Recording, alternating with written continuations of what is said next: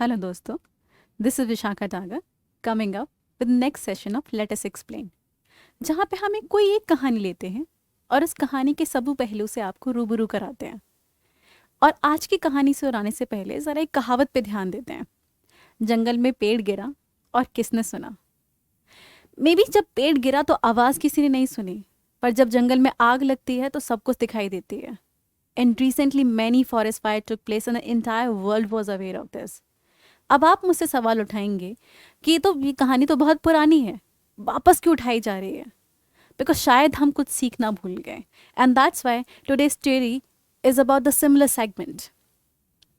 We are going to talk about कि कहानी कहाँ से शुरू होती है। तो वो न्यूज़ से शुरू होती है।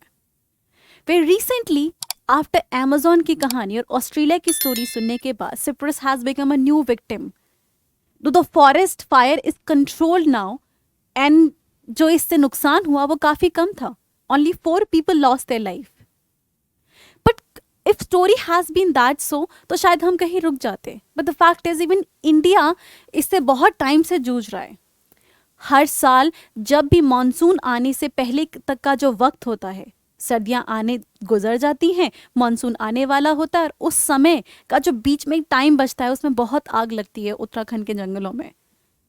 And the entire belt of the northeast or the mountains on your northwest part are suffering from the same phenomena, which actually raises the concern that क्या हमने कुछ सीखा इन फॉरेस्ट फायर से?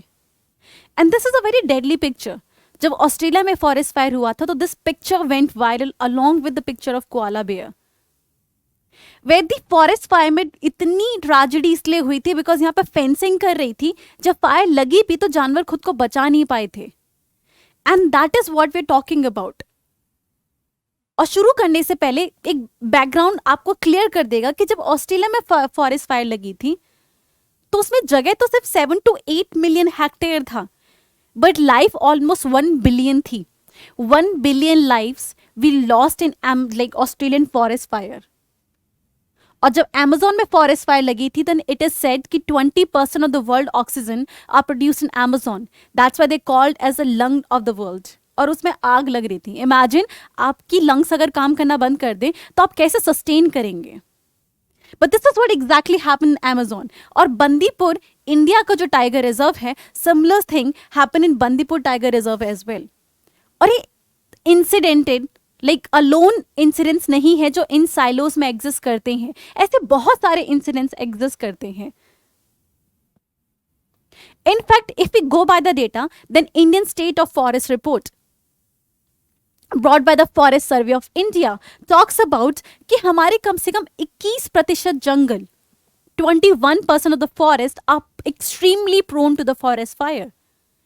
And around 60% are vulnerable in other forms. तो 60% आपके जो जंगल है वो किसी ना किसी तरीके से फॉरेस्ट फायर से प्रोन है।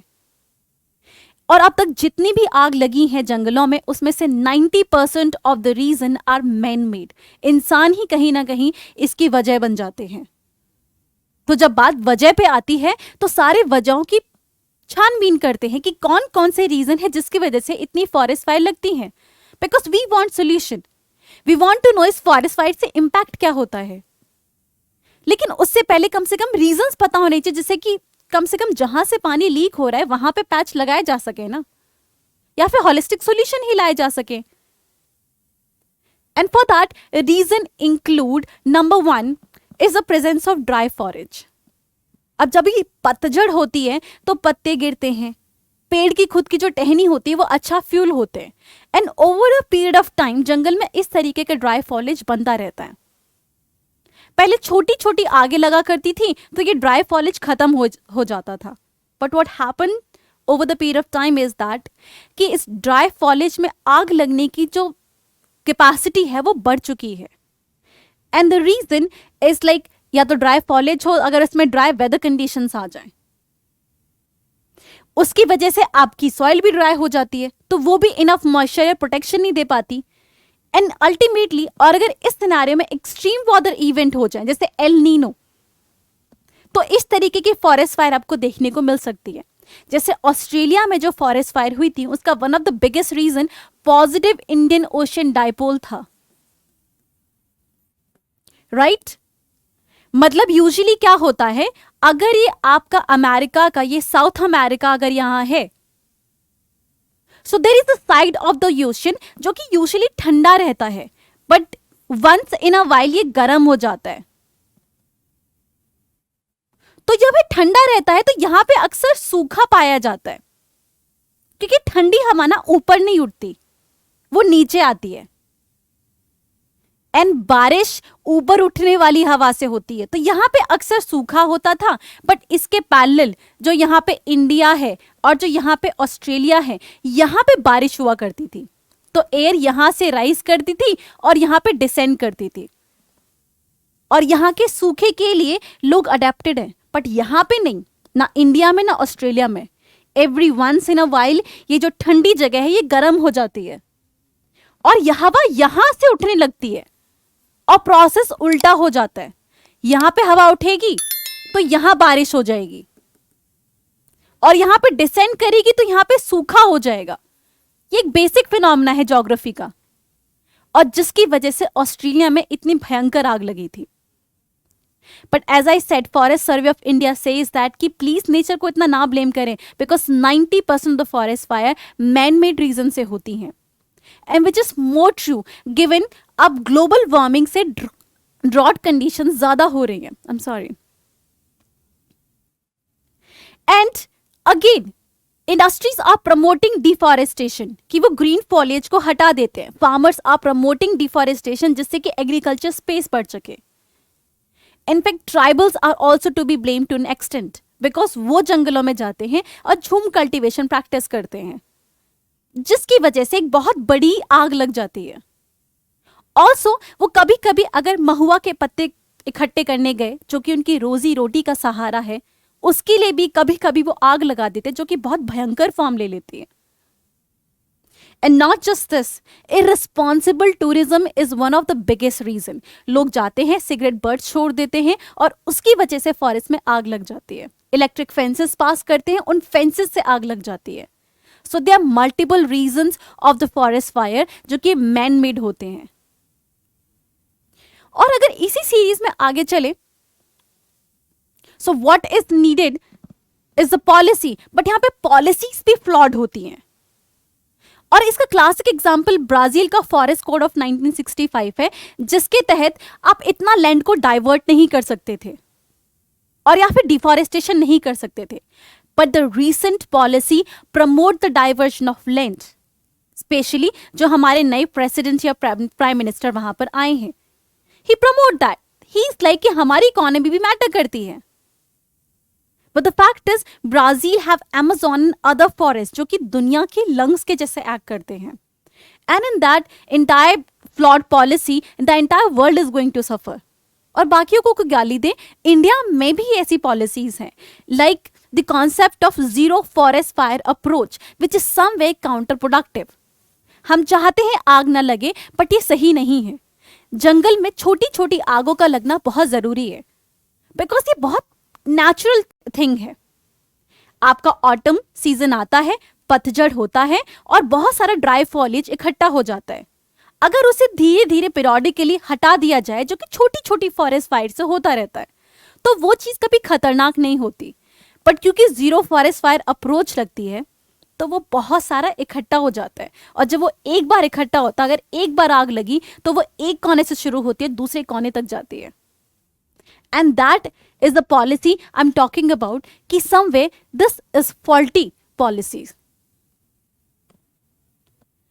अब सवाल ये उठता है, इन सबका इम्पैक्ट क्या होता है? बिकॉज हमने रीजंस तो आइडेंटिफाई कर लिए, और हमने इंसान को गाली भी दे ली कि they have been responsible for nature के जो बैलेंस है उसको हर्ट करने के लिए। Now when we are talking about impact, let just move in series.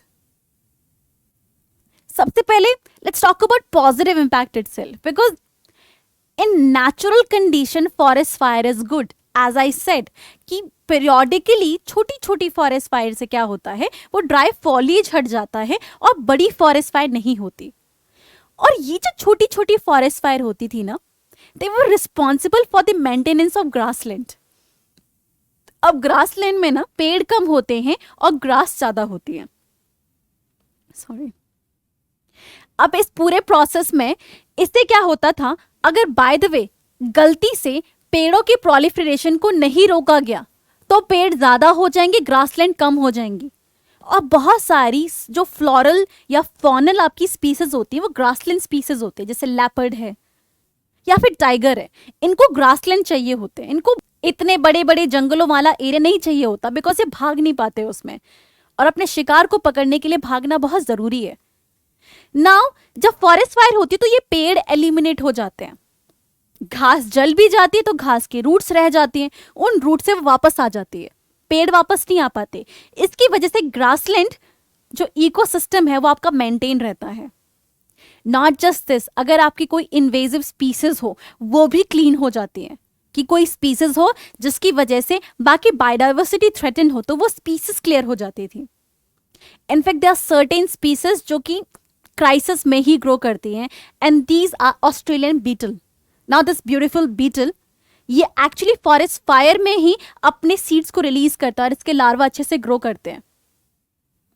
And eucalyptus का जो ट्री होता है, जो आपने कितनी बार देखा होगा, वो भी फायर की कंडीशन में बेहतर तरीके से ग्रो करता है। उसके सीड, जो सीड की कोटिंग होती है ना, वो इतनी हार्ड होती है कि या तो बहुत पानी की बरसात हो वो टूट सके, या फिर आग लगे तो टूटेगा, और तब वो ग्रो करते हैं। The forest fire is productive for them. But ये तब पॉसिबल है जब नेचुरल फॉरेस्ट फायर पीरियोडिक होती रहती है। But what we experience nowadays is a kind of a forest fire जो कि पूरी फॉनल स्पीसीज को खतरे में डाल सकती है।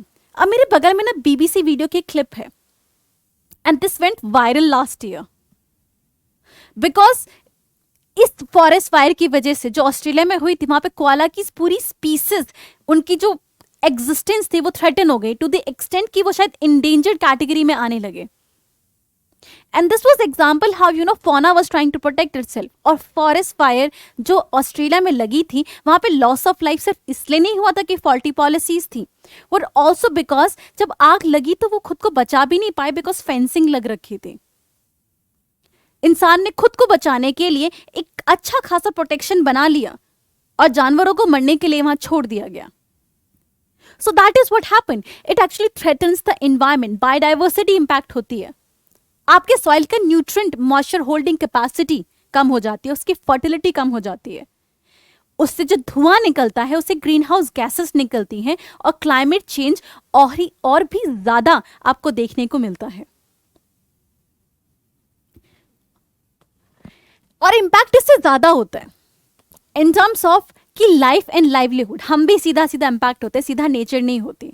अब न्यू साउथ वेल्स की एक स्टडी थी, वहां पे पूरा इंफ्रास्ट्रक्चर डिस्ट्रॉय हो गया था फॉरेस्ट फायर की वजह से।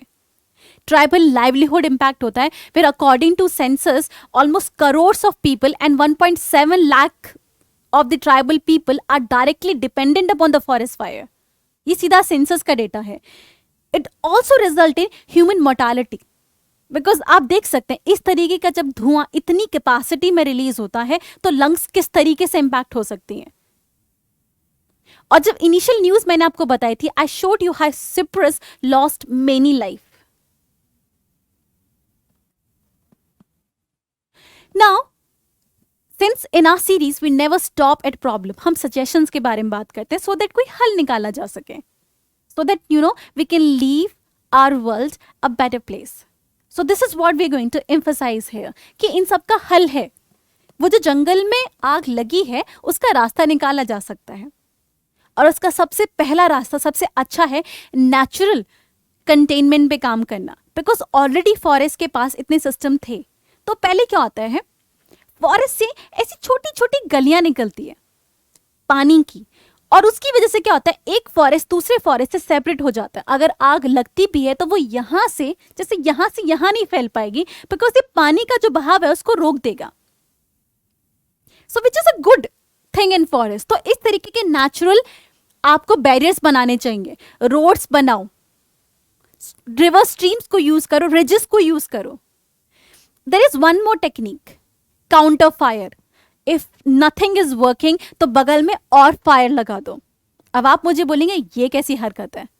Now this actually works. What happen is, जब काउंटर फायर लगा देते हो आप, वहां की स्पीसीज को बचाने की कोशिश कर रहे हो, all of a sudden oxygen की अवेलेबिलिटी कम हो जाती है, और आग को लगने के लिए ऑक्सीजन अवेलेबल बहुत जरूरी होता है.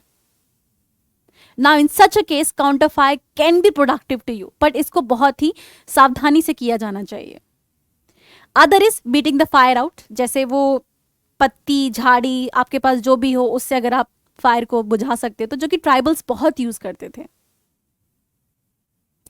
इसके साथ और जो चेंजेस हैं that is technical changes. That was natural solution जो आप यूज कर सकते थे, दैट इज टेक्निकल. आप अपने फॉरेस्ट फायर डिपार्टमेंट की कैपेसिटी बिल्डिंग में काम कीजिए, उनको फायर होस, फायर ट्रक वगैरह उपलब्ध कराइए. Because one of the biggest reason कि वो टाइमली इम्पैक्ट नहीं कर पाते, बिकॉज वो इस तरीके के रीजन में पहुंच नहीं पाते. तो वहां पे सिर्फ ट्रक से ना काम करें, हेलीकॉप्टर अप्रोच यूज कर सकते हैं, जिससे कि फायर रिटार्डेंट मटेरियल को ऊपर से थ्रो किया जा सके. बट इसकी प्रॉब्लम यह है कि एक्सपेंसिव होता है. And that's why I talked about the natural solutions are much better. To move ahead, natural and technical solution are the executive. आपको प्लानिंग लेवल पे काम करना चाहिए. और प्लानिंग लेवल में क्या होता है कि हर लेवल पे काम करते हो आप. फ्रॉम द लेवल कि सबसे पहले डेटा इकट्ठा करो कि सबसे ज्यादा फायर प्रोन जगह है कौन सी. फिर उनके लिए प्लान लेकर आओ, national, state, district and local level. और फिर उसके लिए एक्ट करो. In fact our government is working on this. जैसे हमारा जो 2004 में फॉरेस्ट सर्वे ऑफ इंडिया ने फॉरेस्ट फायर अलर्ट सिस्टम लेकर आया था, सो दैट अगर फॉरेस्ट फायर होती तो बहुत जल्दी अलर्ट किया जा सके. एंड इवन नासा का जो मोडिस है और विश सैटेलाइट सिस्टम है, इवन थ्रू दिस हम डेटा इकट्ठा करते हैं. नेक्स्ट इज यूरोपियन यूनियन का सेंटिनल सिस्टम है, जो कि world Atlas of forest fire बनाता है. जैसे आप मेरे पीछे देख सकते हैं, यहाँ पे जो फायर प्रोन है उनको मैप में अच्छे से रिप्रेजेंट कर रखा है. Now once you are done with this, you identify the region, आपको एक प्लान लेने की जरूरत है, जिससे कि पहले से प्लान करें और इन केस अगर ये होता है तो उस पर कैसे काम करें. जैसे आपका सेंदाई फ्रेमवर्क है विच टॉक्स अबाउट कि pre planning and post disaster दोनों ही एस्पेक्ट पे ध्यान देने की जरूरत है. So Sendai is a framework which can guide us. That's why हम सभी एस्पेक्ट की बात कर रहे हैं. Now if that is the case, this video was very informative to you, जिसमें हम सभी एस्पेक्ट को लेके आ सके हैं. Then like us, subscribe us and stay connected to us. Thank you.